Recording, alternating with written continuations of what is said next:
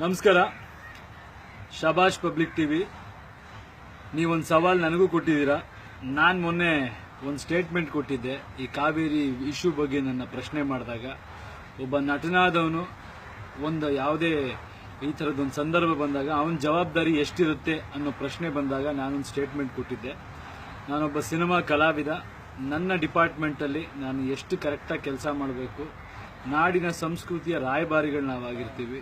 Cinema ಭಾಷೆ ಜೊತೆಗೆ ಭಾವನೆಗಳು, ಲೈಫ್ ಸ್ಟೈಲ್ಗಳನ್ನ ಕ್ಯಾರಿ ಮಾಡ್ಕೊಂಡು ಹೋಗ್ತಾ ಇರುತ್ತೆ. ಅದನ್ನ ಜವಾಬ್ದಾರಿಯುತವಾಗಿ ನಿರ್ವಹಿಸಿ ಬೇರೆ ಭಾಷೆ ಅಥವಾ ಬೇರೆ ಎಲ್ಲರ ಮುಂದೆ ನಮ್ಮ ಭಾಷೆಯ ಸೊಗಡನ್ನು ಎತ್ತಿಡಿಯೋದು ನನ್ನ ಕರ್ತವ್ಯ ಅಂತ ಭಾವಿಸಿ ಅದ್ರ ಬಗ್ಗೆ ಶ್ರದ್ಧೆಯಿಂದ ಬದುಕ್ತಿರುವಂತ ವ್ಯಕ್ತಿ ನಾನು. ಜೊತೆಗೆ ನನಗೆ ಸಾಮಾಜಿಕ ಕಳಕಳಿನೂ ಇದೆ, ಜವಾಬ್ದಾರಿನೂ ಇದೆ. ಆ ಅರಿವು ನನಗಿದೆ. ಏನ್ ಮಾಡಬೇಕು, ನಮ್ಮ ಜನಗಳಿಂದ ನಾವು ಬದುಕಿರೋದು, ಅವ್ರಿಗೆ ಹೇಗೆ ಸ್ಪಂದಿಸಬೇಕು, ಅವ್ರ ಕಷ್ಟದಲ್ಲಿ ನಾವು ಹೇಗೆ ಭಾಗಿಯಾಗಬೇಕು ಅನ್ನೋ ಜವಾಬ್ದಾರಿ 100% ನನಗಿದೆ. ಬಟ್ ಮಾಧ್ಯಮಗಳಲ್ಲಿ ಯಾವುದೇ ಒಂದು ಇಶ್ಯೂ ಆದಾಗ, ಯಾವ್ದಾದ್ರು ಹೋರಾಟಗಳಾದಾಗ ಎಲ್ಲಿದ್ದಾರೆ ಸಿನಿಮಾ ನಟರು? ತೆರೆ ಮೇಲೆ ಡೈಲಾಗ್ ಹೊಡಿತಾರೆ. ತೆರೆ ಮೇಲೆ ಡೈಲಾಗ್ ಹೊಡೆದವರು ಬರೀ ತೆರೆ ಮೇಲೆನಾ? ಅವ್ರಿಗೇನು ಜವಾಬ್ದಾರಿ ಇಲ್ವಾ? ಮಜಾ ಮಾಡ್ತಿದ್ದಾರೆ. ಶೂಟಿಂಗ್ ಅಂದ್ರೆ ಮಜಾ, ಶೂಟಿಂಗ್ ಅಂದ್ರೆ ಶೋಕಿ ಅನ್ನೋ ತರ ಪೋಟ್ರೆ ಆಗಿದ್ದ ಕೆಲವು ಸಂದರ್ಭಗಳು ನನ್ನ ಮನಸ್ಸಿಗೆ ನೋವುಂಟು ಮಾಡಿತ್ತು. ಶೂಟಿಂಗ್ ಅಂದ್ರೆ ಅದು ಒಂದು ಕೆಲಸ. ಹಗಲು ರಾತ್ರಿ ನಿದ್ದೆಗೆಟ್ಟು ನಾವು ಕೆಲಸ ಮಾಡ್ತೀವಿ, ನಾವು ದಿನಗೂಲಿಯವ್ರ ತರ ದುಡ್ಕೊಂಡು ಬದುಕ್ತೀವಿ ಅನ್ನೋ ಒಂದು ಅರಿವು ಜನಕ್ಕೆ ಮೂಡಿಸುವಂತ ಮಾಧ್ಯಮಗಳು, ಮೂಡಿಸಬೇಕಾದಂತ ಮಾಧ್ಯಮಗಳು, ನಾವು ಶೋಕಿ ಮಾಡ್ತೀವಿ, ಜವಾಬ್ದಾರಿ ಇಲ್ಲ ಅನ್ನೋ ರೀತಿ ಕೆಲವು ಮಾಧ್ಯಮಗಳು ಪ್ರೋಗ್ರಾಮ್ಗಳು ಮಾಡಿದ್ದು ನನ್ನ ಗಮನಕ್ಕೆ ಬಂದು ನನ್ನ ಮನಸ್ಸಿಗೆ ತುಂಬಾ ನೋವಾಗಿದೆ. ಅದರಿಂದ ನಾನು ಆ ಇಂಟರ್ವ್ಯೂಲ್ ಆ ರೀತಿ ಒಂದು ಸ್ಟೇಟ್ಮೆಂಟ್ ಕೊಟ್ಟೆ. ಬಟ್ ಈಗ ಸೂಪರ್, ನೀವು ಸವಾಲ್ ಅಂತಾನೆ ಸ್ವೀಕರಿಸಿದ್ರೆ ನನಗೂ ಬಹಳ ಖುಷಿ ಇದೆ, ಹೆಮ್ಮೆ ಇದೆ.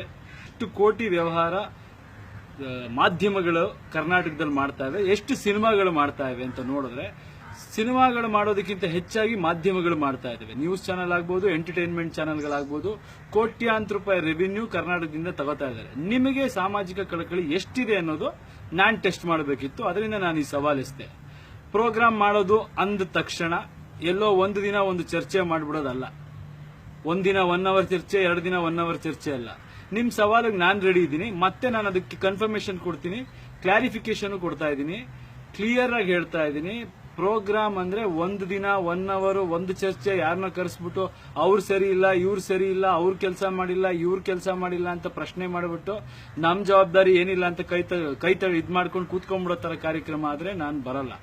ಅಕಸ್ಮಾತ್ ನಿಜವಾದ ಕಾಳಜಿ ನಿಮಗಿತ್ತು ಅಂದ್ರೆ ಜನಗಳ ಪರವಾಗಿ ಯಾವ ಹಂತಕ್ಕೆ ಬೇಕಾದ್ರೂ ನಿಂತ್ಕೋತೀವಿ, ರೈತರ ಬಗ್ಗೆ ನಿಮಗೆ ನೀವು ಹೇಳೋ ಅಂತ ಅಥವಾ ಜನಗಳ ಮುಂದೆ ತೋರಿಸೋ ಅಂತ ಬೇರೆಯವ್ರ ಕಾಳಜಿ ಇದೆಯಾ ಅಲ್ವಾ ಅಂತ ಪ್ರಶ್ನೆ ಮಾಡುವಂತ ಕಾಳಜಿ ನಿಮ್ಮಲ್ಲಿದ್ದೆ ಅಂದ್ರೆ ನಾನ್ ರೆಡಿ ಇದ್ದೀನಿ. ನನ್ನ ಕೆಲಸ ಕಾರ್ಯಗಳನ್ನ ಬಿಟ್ಟು ಅಥವಾ ನನ್ನ ದಿನದಲ್ಲಿ ಹೆಂಗಾದ್ರೂ ಸರಿ ನಾನು ಟೈಮ್ ತೆಗಿತೀನಿ, ನಾನು ಪ್ರೋಗ್ರಾಮ್ಗಳು ಮಾಡ್ತೀನಿ. 1 ದಿನ 2 ದಿನ ಅಂತಲ್ಲ, ಅನ್ಲಿಮಿಟೆಡ್ ಒಂದಷ್ಟು ದಿನ ಅಂತ ಪ್ಲಾನ್ ಮಾಡೋಣ. ಬೇಕಾದ್ರೆ ಅದಕ್ಕೂ ಒಂದು ಲಿಮಿಟ್ ಹಾಕೋಣ.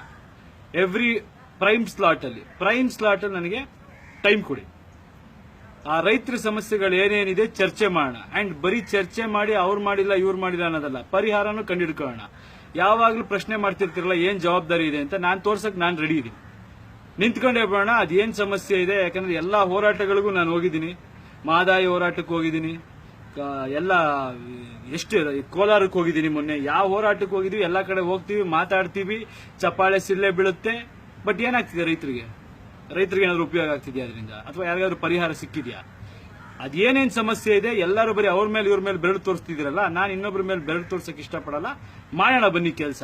ರೈತರ ಬಗ್ಗೆ ನಿಜವಾಗ್ಲೂ ಕಾಳಜಿ ಇತ್ತು ಅಂದ್ರೆ ಈಗ ನೀವು ಕೊಟ್ಟಿರೋ ಸವಾಲಿಗೆ ನಾನು ರೆಡಿ ಇದ್ದೀನಿ. ಎಲ್ಲರೂ ಬರೀ ಅವ್ರ ಮೇಲೆ ಇವ್ರ ಮೇಲೆ ಬೆರಳು ತೋರಿಸ್ತಿದ್ದೀರಲ್ಲ, ನಾನು ಇನ್ನೊಬ್ಬರ ಮೇಲೆ ಬೆರಳು ತೋರ್ಸಕ್ ಇಷ್ಟಪಡಲ್ಲ. ಮಾಡೋಣ ಬನ್ನಿ ಕೆಲಸ. ರೈತರ ಬಗ್ಗೆ ನಿಜವಾಗ್ಲೂ ಕಾಳಜಿ ಇತ್ತು ಅಂದ್ರೆ ಈಗ ನೀವು ಕೊಟ್ಟಿರೋ ಸವಾಲಿಗೆ ನಾನು ರೆಡಿ ಇದ್ದೀನಿ. ಟಿವಿಲಿ ಕಮರ್ಷಿಯಲ್ಸ್ ಕೊಡಬೇಕು ನೀವು. ಕ್ಲಿಯರ್ ಆಗಿ ಹೇಳ್ತಾ ಇದ್ದೀನಿ. ಆಡ್ಸ್ ಬರುತ್ತಲ್ಲ, ಬರೀ ಪ್ರೋಗ್ರಾಮ್ ಅಂತಲ್ಲ, ಆಡ್ಸ್ ಗಳು ಕೊಡಬೇಕು ರೈತರಿಗೆ ಸಂಬಂಧಪಟ್ಟಾಗಿ. ಅಕಸ್ಮಾತ್ ನೀವು ರೆಡಿ ಇದ್ರೆ ಟಿವಿಲಿ ಪ್ರೋಗ್ರಾಮ್ ಎಷ್ಟು ಬೇಕಾದ್ರೆ ಅನ್ಲಿಮಿಟೆಡ್ ಪ್ರೋಗ್ರಾಮ್ ಪ್ರೈಮ್ ಸ್ಲಾಟ್ಗಳಲ್ಲಿ ಬೇಕಾದ್ರೆ ಫಿಕ್ಸ್ ಮಾಡೋಣ. 1 ತಿಂಗಳೋ 2 ತಿಂಗಳೋ ಪ್ರೋಗ್ರಾಮ್ ಮಾಡೋದಾಗ್ಲಿ. Ads, unlimited ads. ಹೆಂಗೆ ನಿಮಗೆ 15 ಸೆಕೆಂಡ್ 20 ಸೆಕೆಂಡ್ಸ್ ಕೊಡ್ತೀರಾ, ಆ ಕ್ಯಾಂಪೇನ್ ನಡಿಬೇಕು, ಆಡ್ಗಳು ನಡಿಬೇಕು. ಅದಕ್ಕೆಲ್ಲ ನೀವು ರೆಡಿ ಇತ್ತು ಅಂದ್ರೆ ರಂಗನಾಥ್ ಸರ್ ನನಗೆ ಭರವಸೆ ಕೊಟ್ರೆ ಐ ಆಮ್ ರೆಡಿ.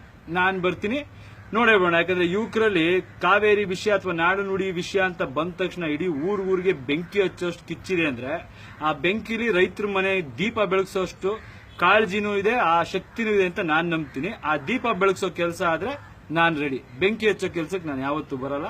ದೀಪ ಹಚ್ಚೋ ಕೆಲ್ಸಕ್ಕೆ ನೀವು ರೆಡಿ ಅಂದ್ರೆ ರಂಗನಾಥ್ ಸರ್ ನನಗೆ ಭರವಸೆ ಕೊಟ್ರೆ ರೆಡಿ ಇದ್ದೀನಿ.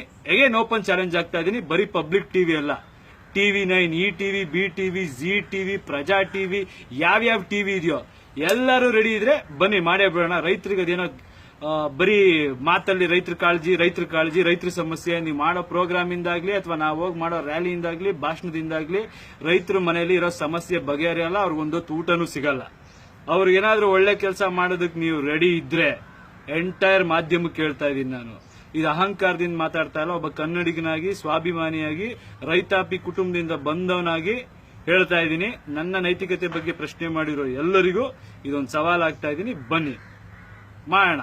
ಎಲ್ಲಾ ಚಾನೆಲ್ ಅವರು ಏನಾದ್ರೂ ಆಗ್ಬಿಡ್ಲಿ, ನಿಂತ್ಕೊಂಡೇ ಬಿಡೋದಾಗ್ಲಿ. ಇದಕ್ಕೆ ರೈತರ ಸಮಸ್ಯೆ ಏನಿದೆ, ರೈತರ ಹೋರಾಟಗಳು ಏನೇನಿದೆ ಎಲ್ಲದಕ್ಕೂ ಹೋರಾಡೋಣ.